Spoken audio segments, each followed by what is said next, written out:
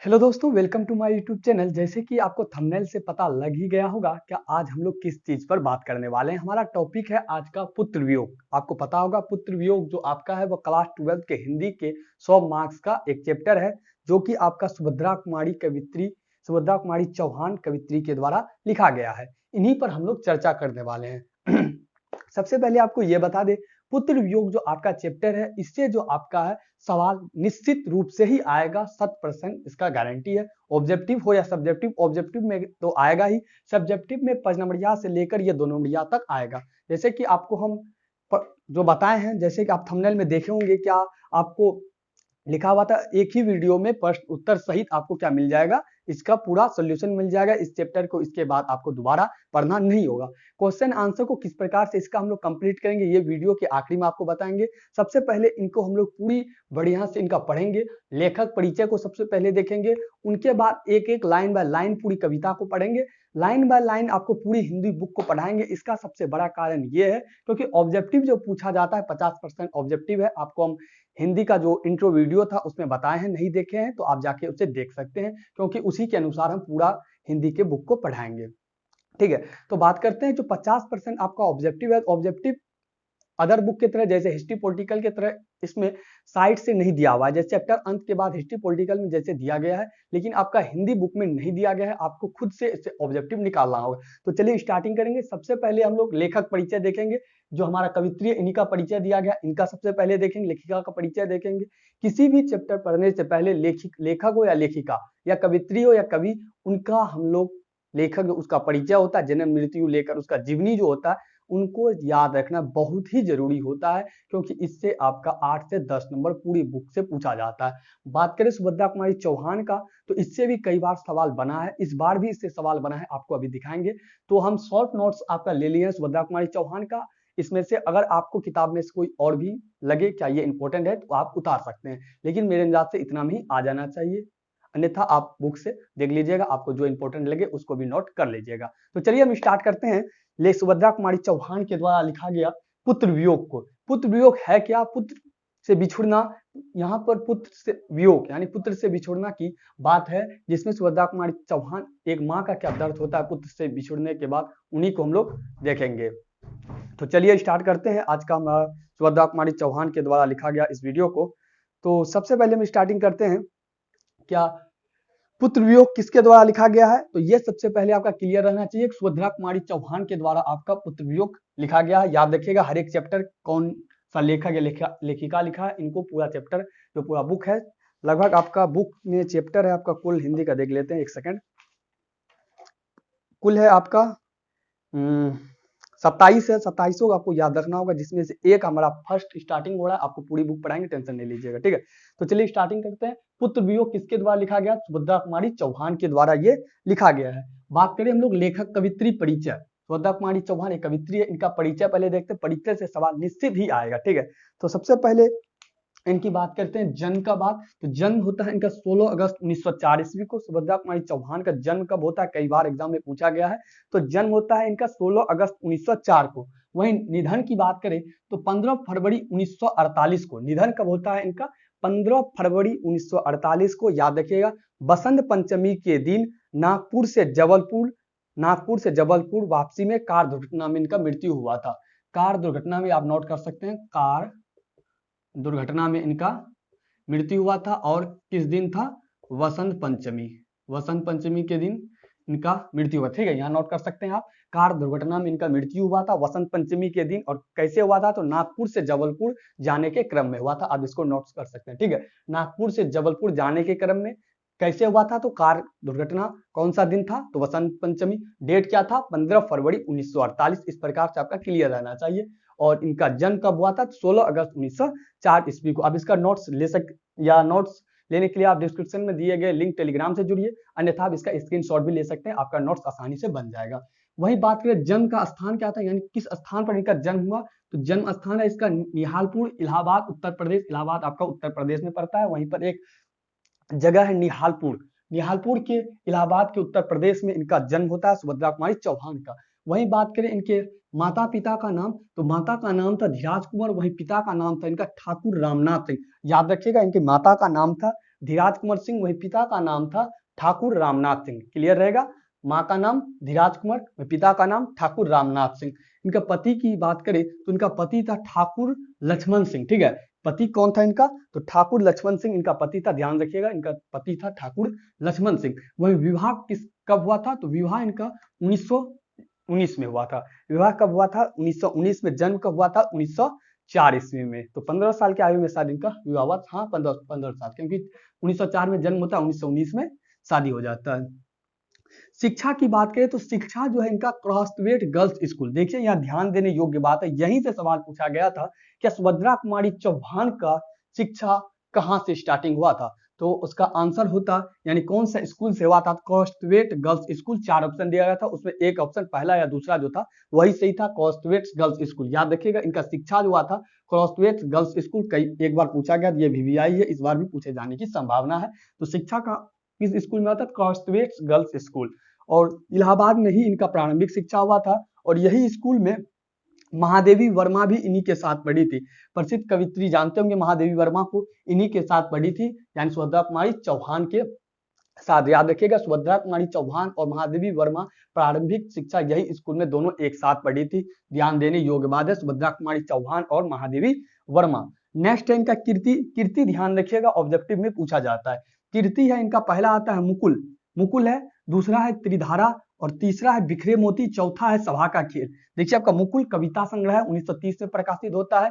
त्रिधारा एक कविता चयन है, बिखरे मोती और सभा के खेल आपका कहानी संग्रह है। ध्यान रखिएगा, मुकुल एक कविता संग्रह है, त्रिधारा कविता चयन है, बिखरे मोती सभा का खेल कहानी संग्रह है। मुकुल यहाँ सबसे ज्यादा इंपॉर्टेंट रहता है, कई बार पूछा गया, और बिखरे मोती, ठीक है, बिखरे मोती आपका कहानी संग्रह है, वही मुकुल आपका कविता संग्रह है। चलिए आगे देखते हैं, कृतियां याद रखिएगा, त्रिधारा और मुकुल, बिखरे मोती, सभा के खेल। पुरस्कार की बात करें तो पुरस्कार भी बहुत इंपॉर्टेंट रहता है, कई बार पूछा गया है।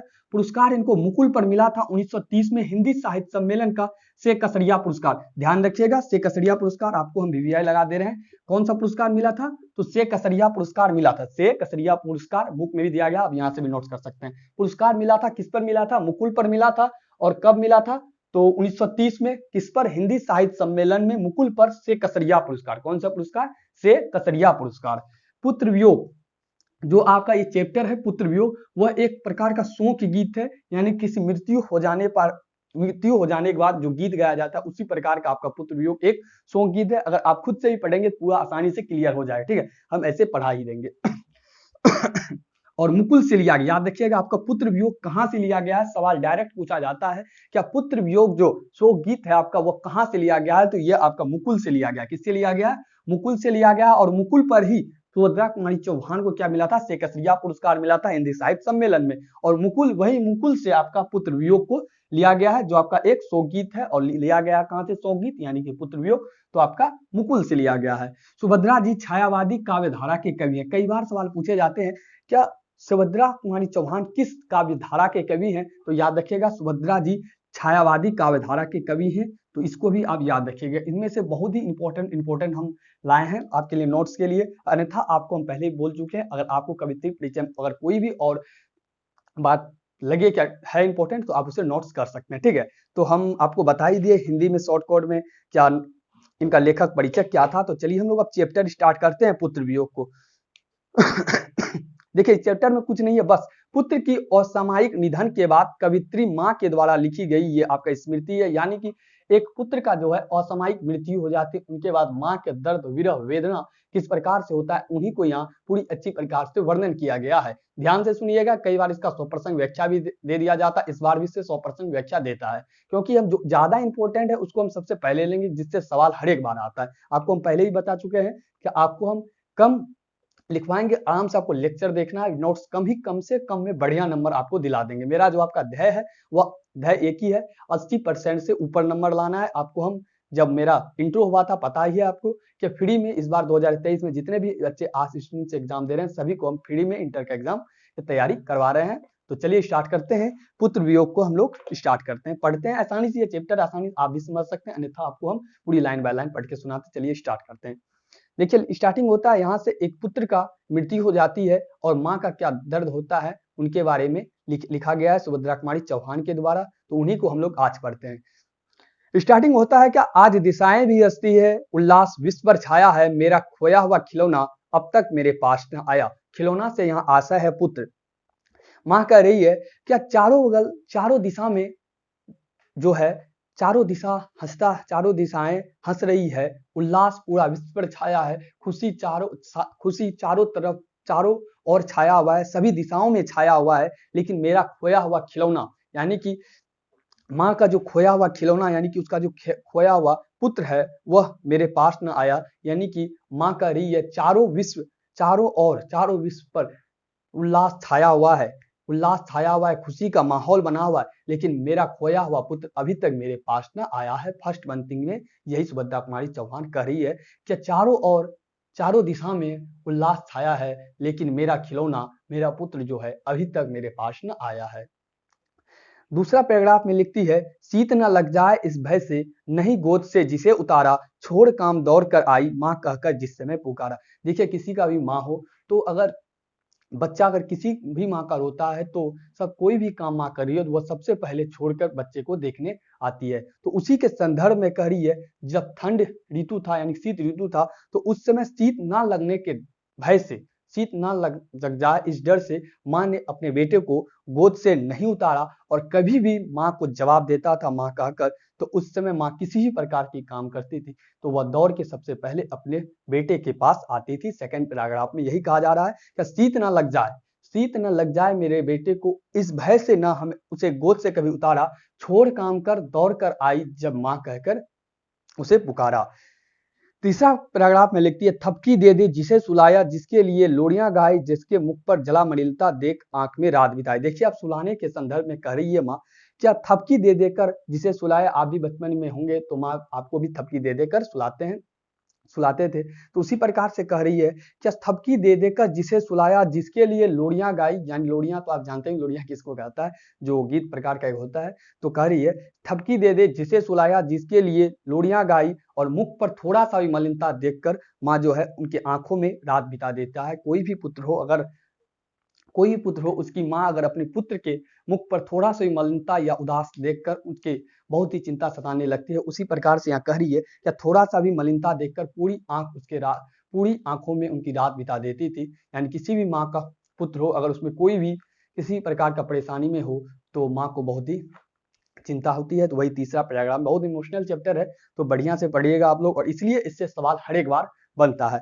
चौथा लिखता है क्या, जिसके लिए भूल अपनापन पत्थर को भी देव बनाया, कहीं नारियल दूध बतासे, कहीं चढ़ाकर शीश नवाया। एक पुत्र की प्राप्ति के लिए माँ का क्या दर्द होता है वो सुनिए। कह रही है कि जिसके लिए भूल अपना कर, देखिए माँ क्या कह रही है, जिसके लिए भूल अपनाकर पत्थर को भी देव बनाया, कहीं नारियल दूध बतासे, कहीं चढ़ाकर शीश नवाया। एक पुत्र की प्राप्ति के लिए भूल भी माँ अपना कर क्या करती है, पत्थर को भी देव बना लेती है, उसके आगे नारियल चढ़ाती है, दूध चढ़ाती है, बतासे चढ़ाती है, और उनके आगे भी अपना हाथ जोड़ती है, मन्नत मांगती है, सिर्फ एक पुत्र की प्राप्ति के लिए। वही कह रही है।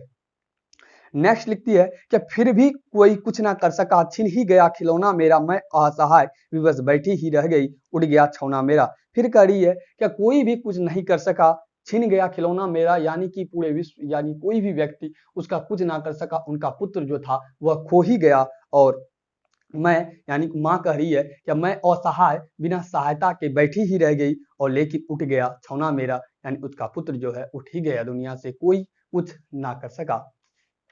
नेक्स्ट लिखती है, तरप रहे हैं विकल प्राण से, मुझको पल भर शांति नहीं, वह खोया धन पा ना सकूंगी, इसमें कोई भी कुछ भी भ्रांति नहीं। कर ये तरप रही है, एक माँ का दिल कैसे तरप रहा है उसको लिख रही है। क्या तरप रहा है मेरा प्राण, विकल प्राण हो रहा है, और मुझको पल भर के लिए भी शांति नहीं है, मुझको पल भर के लिए शांति नहीं है। और ये बात में कोई भी भ्रांति नहीं है कि मेरा खोया हुआ बेटा जो है उसे मैं पा सकूंगा, लेकिन ये डायरेक्ट क्या, वह खोया धन मैं पा न सकूंगा, इसमें कुछ भी भ्रांति नहीं है। माँ का दिल तड़पते हुए कह रहा है, क्या मैं ये बात को जान रहा हूँ कि मेरा जो खोया हुआ बेटा है उसे मैं अब नहीं पा सकता हूँ, लेकिन मेरा दिल अब भी तड़प रहा है, विकल हो रहा है।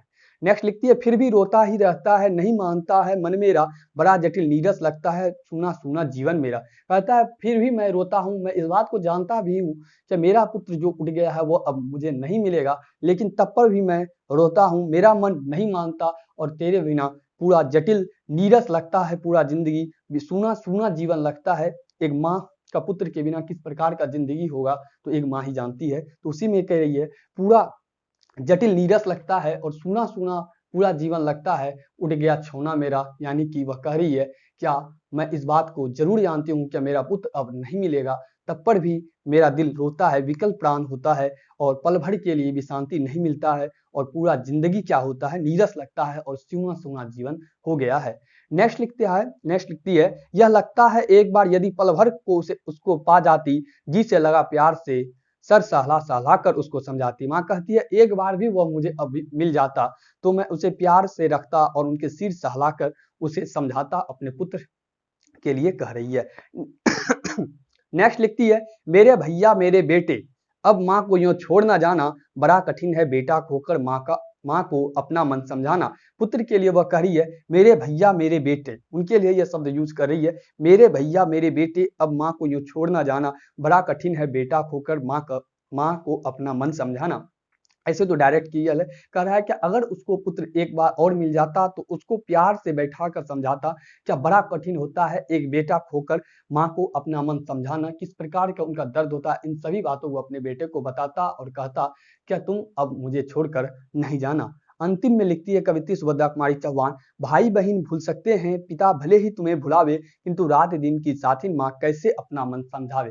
कह रही है कि भाई बहन आपको यानी माँ के पुत्र को यानी बेटे को भाई बहन भले ही भूल सकते हैं, पिता भी भुला सकते हैं, लेकिन रात दिन जो अपने पुत्र के साथ माँ रहती है वह अपने बेटे को कैसे भूल सकता है और अपने मन को कैसे समझा सकता है। तो पूरा के पूरा चैप्टर में आपका यही बात था कि पुत्र वियोग जो आपका क्या था एक शोक गीत था, यानी किस प्रकार से माँ का दर्द होता है एक पुत्र को खोने के बाद, उन्हीं के बारे में बताया गया है। सिंपल सी है, आप खुद से समझ सकते हैं। अब बारी आती है, सबसे पहले आई होप हमको लग रहा है कि आपको पूरी चैप्टर समझ में आ गया होगा। तो अगर वीडियो में आपको किसी प्रकार का और समझने में किसी प्रकार का दिक्कत हो तो आप अवश्य में कमेंट करें। वीडियो अच्छी लगे वीडियो को लाइक कर दें और चैनल को सब्सक्राइब कर दें ताकि इसी प्रकार की वीडियो आपको मिलते रहे हर एक सब्जेक्ट से। तो बात आती है प्रश्न उत्तर का। देखिए प्रश्न उत्तर आपको कुछ नहीं करना है, आपको सिर्फ एक दो बार और इस चैप्टर को पढ़ना है, नोट्स बना लेना है। ऐसे आपको कविता परिचय में नोट्स दे दिए।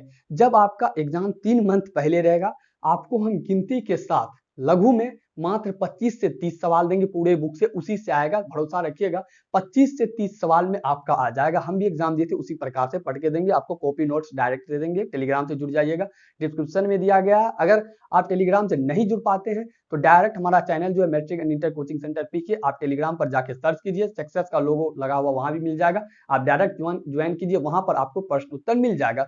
अगर आपको लगे कि आज ही हमको प्रश्न सवाल लेना है, क्वेश्चन आंसर लेना है, तो आप डायरेक्ट कमेंट कर दीजिए। अन्यथा जब 3 माह एग्जाम का बचेगा हम डायरेक्ट वहां पर डालेंगे, मात्र पूरी बुक से 25-30 ही क्वेश्चन रहेगा, आपका 25-30 में ही क्वेश्चन आ जाएगा। दीर्घ की जहां की बात आती है, 3 आपका दीर्घ भी पूछा जाता है, तो दीर्घ का हम लोग 8 से 10 सवाल क्लास में एक्सप्लेन कर लेंगे, आपको लेक्चर देख लेना, उसी से आपका कंप्लीट हो जाएगा। आपको प्रश्न उत्तर का इसका कोई भी चिंता नहीं करना, हम पर छोड़ दीजिए। और जहां तक बात आती है आपका लेखक परिचय, इनको कंप्लीट कर लीजिए और एक दो बार इस चैप्टर को पढ़ लीजिएगा, आसानी से आपका क्लियर हो जाएगा। देखिए कहानी जो आपका ऑब्जेक्टिव उठेगा वो किसी भी लाइन से उठा के दे देगा। ऑब्जेक्टिव में जैसे दे देगा मेरा भैया मेरे बेटे, वहां दे देगा डैश, बताइए आगे क्या बढ़ा जाएगा, 4 ऑप्शन दे देगा, बेटे पिता नाना नानी। तो किताब अगर पढ़ा रहेगा ध्यान में रहेगा तभी आप बना सकते, इसलिए आप डायरेक्ट किताब पढ़िए, लेखक परिचय देखिए, उनका जितना चीज है हम पे छोड़िए, प्रश्न उत्तर हम डायरेक्ट क्लियर करवा देंगे। मेरे अंदाज से एक भी ऑब्जेक्टिव इससे बाहर नहीं जाना चाहिए, आपको चैप्टर भी पढ़ के समझा दिए हैं। तो नेक्स्ट चैप्टर में मिलते हैं नेक्स्ट लेक्चर के साथ। प्रश्न उत्तर का किसी प्रकार की चिंता नहीं करना है, आपको हम बता ही चुके हैं क्या करना है उनका। तो मिलते हैं नेक्स्ट वीडियो में नेक्स्ट लेक्चर के साथ, तब तक के लिए इजाजत। Thank you all of you, thanks for watching.